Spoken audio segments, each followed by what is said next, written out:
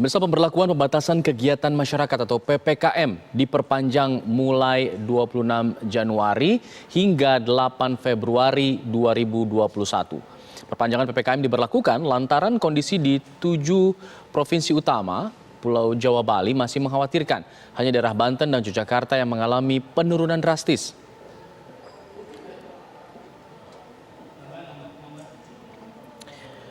Perkantoran tetap menerapkan 75% work from home. Proses belajar mengajar tetap berlangsung secara daring dan sektor esensial termasuk industri tetap 100% beroperasi. Akan tetapi pemerintah mengubah kebijakan PPKM di sektor mal dan restoran. Mal berubah batasan menjadi sampai dengan jam 8 malam. Untuk makan di tempat 25%, sementara pesan dibawa pulang diizinkan. Selanjutnya kegiatan ibadah 50%, fasilitas umum ditutup, namun transportasi diatur oleh masing-masing daerah.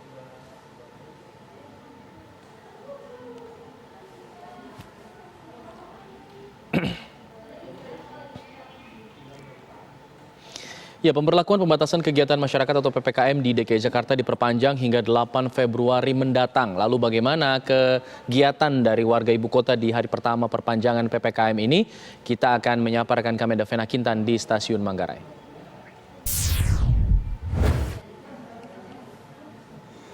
Vena, bagaimana pantauan Anda hingga siang hari ini untuk kegiatan masyarakat di sana? Apakah memang terlihat berkurang signifikan atau masih biasa saja? Ya, Alfat dan juga pemirsa, pemberlakuan pembatasan kegiatan masyarakat atau PPKM di wilayah DKI Jakarta mulai hari ini 26 Januari sampai 8 Februari 2021 ini diperpanjang. Nah, keputusan ini sesuai dengan keputusan Gubernur nomor 51 tahun 2021, di mana di dalam keputusan Gubernur ada 10 jenis pembatasan aktivitas luar masyarakat yang dibatasi, salah satunya untuk moda transportasi umum. Nah, untuk moda transportasi umum ini dibatasi hanya bisa mengangkut sekitar maksimal 50% dari total kapasitas penumpang. Nah, kalau kami pantau situasinya, Alfat dan juga pemirsa, dan juga menjawab pertanyaan Anda tadi, di Stasiun Manggarai, Jakarta kondisinya ini tidak begitu ramai dan juga tidak begitu sepi, kondisinya normal saja. Bahkan sejumlah penumpang yang berada di Stasiun Manggarai ini kalau kami pantau ini sudah patuhi protokol kesehatan seperti menggunakan masker.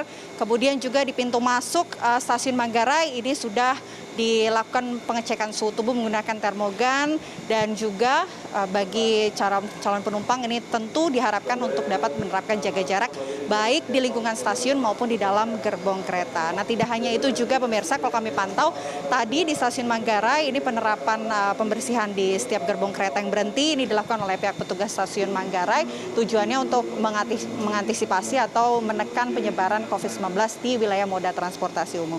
Tidak hanya itu juga, Alfat, untuk jam operasional sendiri di Stasiun Manggarai ini beroperasi dari pukul 4 pagi sampai pukul 8 malam di masa PPKM di wilayah DKI Jakarta. Nah, kalau data sendiri, terakhir kami mendapatkan data selama sepekan terakhir di Stasiun Manggarai dari tanggal 19 Januari sampai 25 Januari atau Senin kemarin, datanya ini fluktuatif, Alfat dan juga pemirsa, di mana mulai tanggal 19 Januari ini cukup sedikit calon penumpang yang naik kereta, ada sekitar 9.500-an.